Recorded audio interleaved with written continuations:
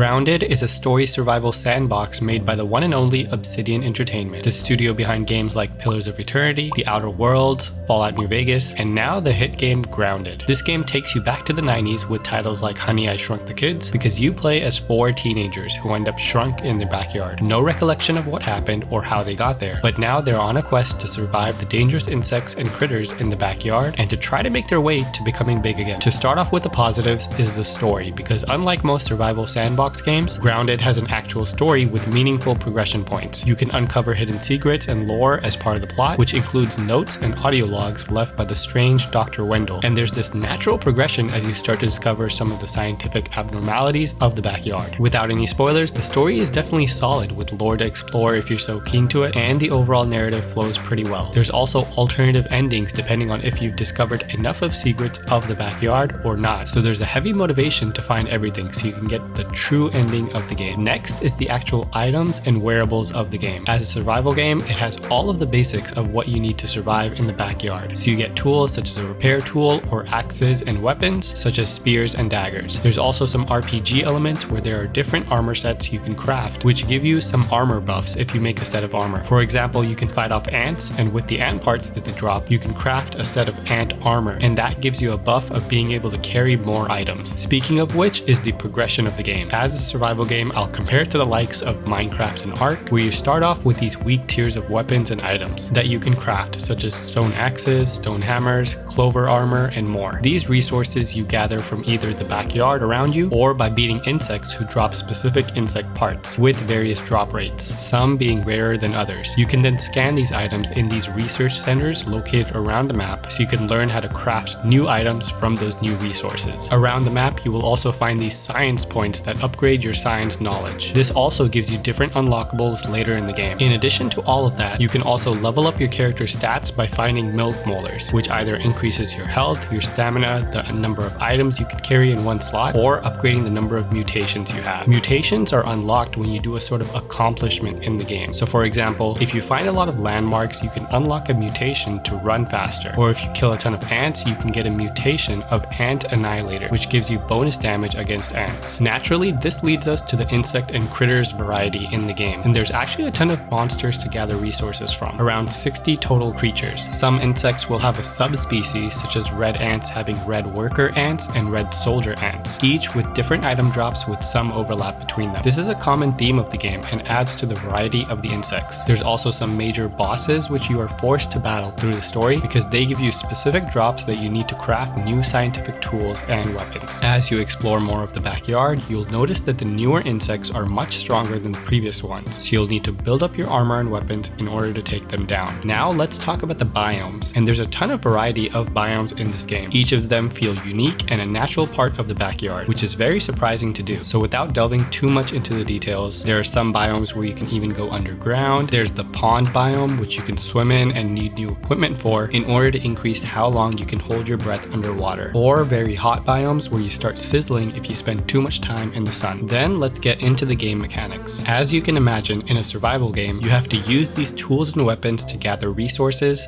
or fight the insects. You can do this in both first person for a more immersive experience and third person if you want a greater field of view. You can hold items in 2 hands, so you can have a weapon in one hand and a shield in the other, which you can use to either block, or if you time it right, you can perfect block, which is kind of like a parry. You can upgrade your weapons and armor to make them have better stats and even modify them with different variants. For armor, that means either making them bulky or sleek, and for weapons, that gives you 4 options of upgrade paths, 3 with different elemental attacks and 1 with just pure strength. Speaking of elemental attacks and game mechanics, each insect has different weaknesses to specific weapon types or different elementals, so you can really min-max bosses to take them down. Oh, did I not mention? You can play this game with up to 4 players, so you can have 3 of your friends join you in your world. And in 1.0, they added shared worlds, which is such a quality of life upgrade. This means you can create a shared world with your friends so that even when they are not on, you can go upgrade your gear, gather materials, and not have to wait for everyone to be online online at the same time. Now that we talked about all of the positives, let's go to the stuff in the game that's just mid, and that's mainly the pace of the updates. The updates are usually pretty significant leading up to 1.0 and even past that to 1.1. There are smaller patches they make for game balances and bug fixes, but the major content updates do take a little while. This is of course from a very small team, and the team is very receptive to feedback and the public with the updates. They have a feature board, they hold live streams and Q&As, and are doing a phenomenal job of listening to users, making bug fixes and making content updates as well. It was a slow ride to 1.0, but I'm glad I played every single update they made in the game and was just begging for more content. Now that the game is fully released, there's plenty of content for someone delving into it. Let's move on to the bad, and there was only one thing that I could think of, and that's replayability after finishing 100% of the game. Keep in mind, accomplishing 100% of the game will take some serious time, likely over 100 hours if you play it naturally and don't speedrun. But after you do finish everything, you're generally just waiting for more content to be added or doing creative or fun stuff on your own as you would in a sandbox game. So upgrading your bases, helping your friends, or doing creative challenges in the game. But other than that, you'll basically be done with the game. Now that we covered the good, the mid, and the bad, let's get to the verdict of the game. And by the way I've been speaking about the game, the verdict should be pretty obvious. I rate games on a scale of play, backlog, or not worth it, and this is 100% a must-play game. If you like survival games, if you're looking for a fun solo game or a fun game to play with your friends, Grounded has to easily be the top 5 survival games I've played. I can't recommend this game enough. The devs have done an awesome job, the game feels very balanced, and there's an actual story and multiple endings for the game. They update this game with more and more content, and it's just been phenomenal. In early access, this game was still a top play game, but it was initially lacking content. After 1.0 and beyond, there's plenty of stuff to do in the game, and all of the biomes, abilities, and unlockables are phenomenal. If you have Game Pass, then I easily recommend you to check this game out there, and if you like these type of games, you may want to check out other games like it, such as No Man's Sky, Subnautica, Minecraft, Raft, or Ark. If you have other suggestions,